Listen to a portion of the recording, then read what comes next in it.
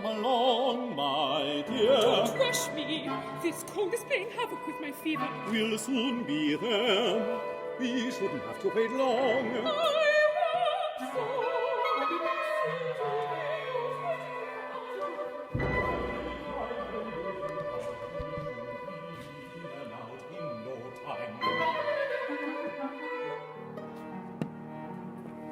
Good morning, kind sir. Please do excuse us for intruding upon you at such an early hour. But as you can see, my wife has fallen ill. I'm Yakov Ivanov, by the way.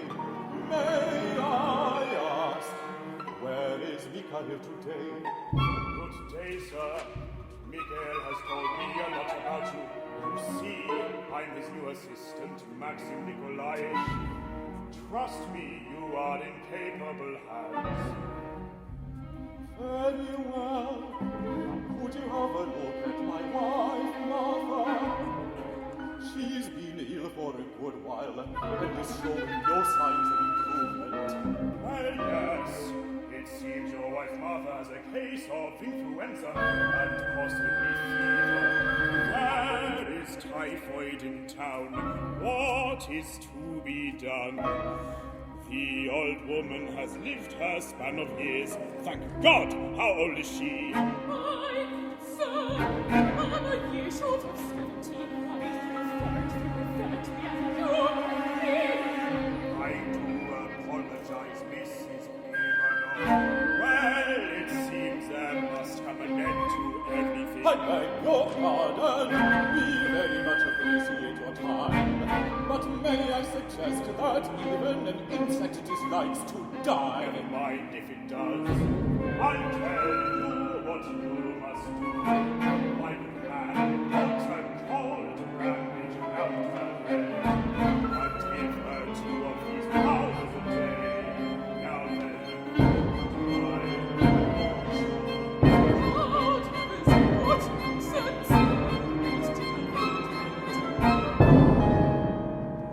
It's clearly much too late for powders.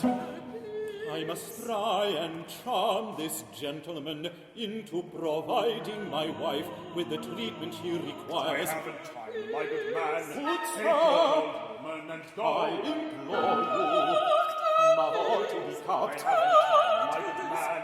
Take your old woman and go.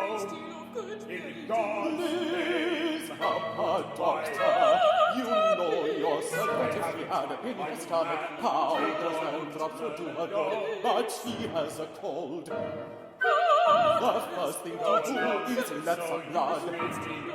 Doctor, look at that. He's already so more than next patient. So use making a fuss. Then at least put some leeches on us. Let me pray to God for you for the rest of my life. Don't say another word. Lost head. Good they'll do. They're a pretty lot in there. That doctor would have cupped a rich man, but he even begrudged a poor man a leech. The pig! There's no use, Yakov. I'm at the end of my days. Last night when I was reeling from fever, I made this realization. I appreciate your insistence in advance of me. The time really has come.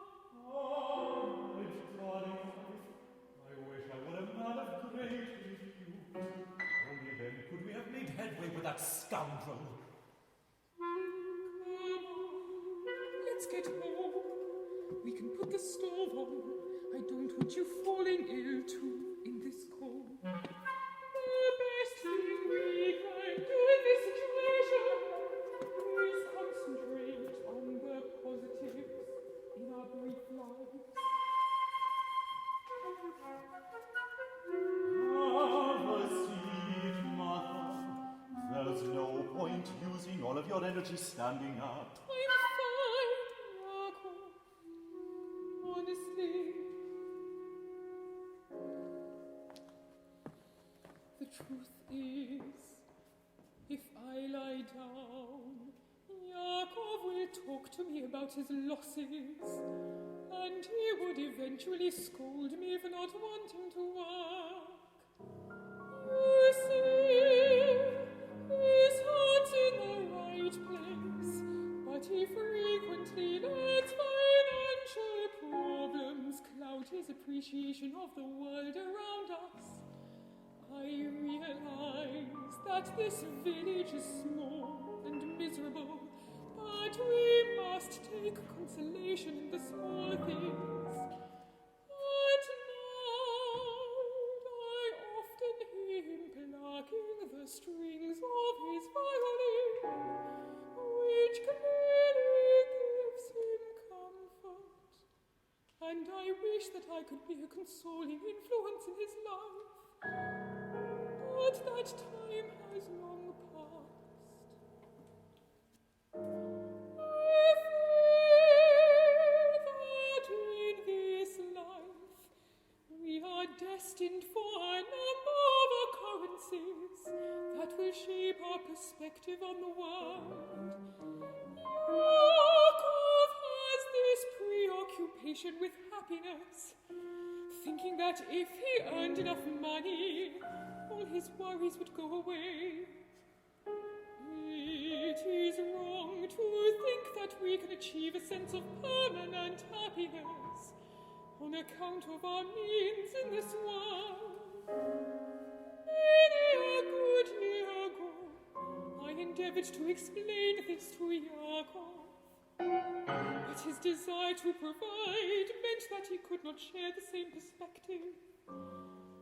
Despite my deteriorating health, I get up each day. I busy myself with menial tasks in order to keep my worries at bay. This is all my life has become. The meager income Yakov makes from coffin making is enough for us both to survive, which gives me solace. When I was young, I never had any aspirations to become a wealthy bride. I only wanted to be able to survive, so that I would not lose sight of the important things in life. In fact, I am glad that my time on this earth is coming to an end.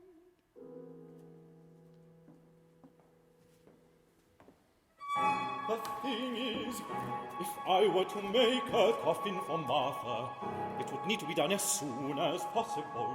The complication lies in the fact that tomorrow is St. John the Baptist Day, and the day after tomorrow is St. Nicholas the Wonder Worker's Day. The following day would be Sunday, and after that the Monday would be awful for work. This means that I wouldn't be able to work for a good 4 days, during which time my dear wife would probably pass away. I have taken my measurements, which means the best option should be to begin work as soon as possible. Those fools at the clinic have put me in this situation. Had I convinced them to let some of Martha's blood, she would have perhaps survived. But, alas, I can only prepare for the worst.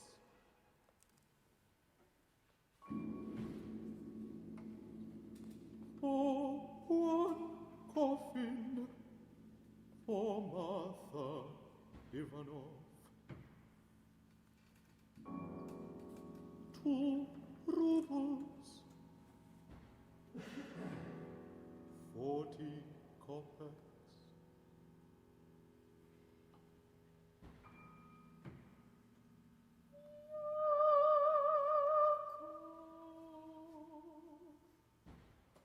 Yes, dear.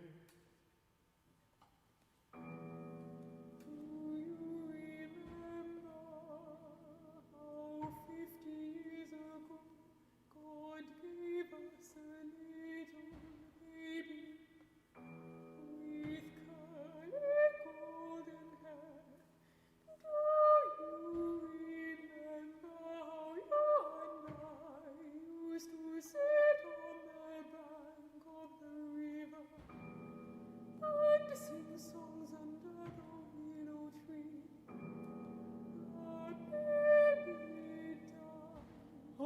sorry, Martha, but I can't seem to recall what you're talking about. A tiny baby, beautiful golden locks. What a strong memory I have of those days. You're dreaming. The fever's putting thoughts into your head. I don't have any memory of such a baby, or ever going to sit underneath the willow tree. Jakob, the light is fading outside. I can remember the sunset as we sat by that river. The light was the most amazing gold. It highlighted every curl on the baby's head.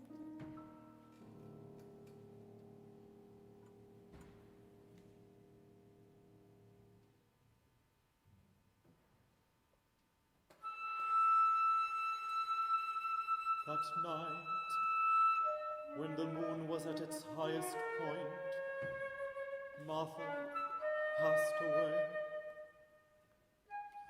I'll never forget the look of elation on her face. That night, before we went to the doctor's office, she seemed at peace with the world. And while I wish they would have treated her, it was a blessing that she died so peacefully. The next day, our local priest came and administered the sacrament and extreme unction. Her body was dressed and washed by the old women of the village, and I laid her in a coffin. In order to save money, I read the Psalms over her myself. The watchman of the cemetery was my cousin, so I didn't have to pay anything for the grave.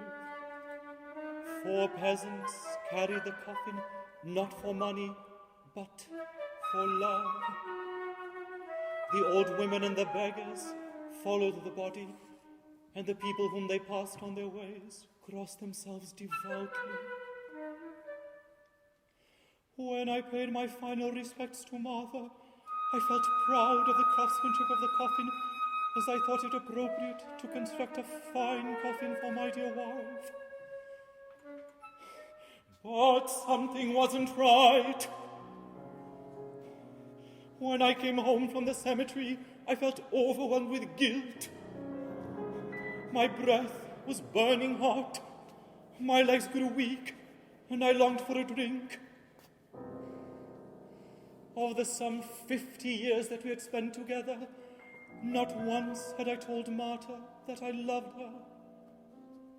During all that time, I never once thought about her at all, or noticed her more than if she had been a cat or a dog.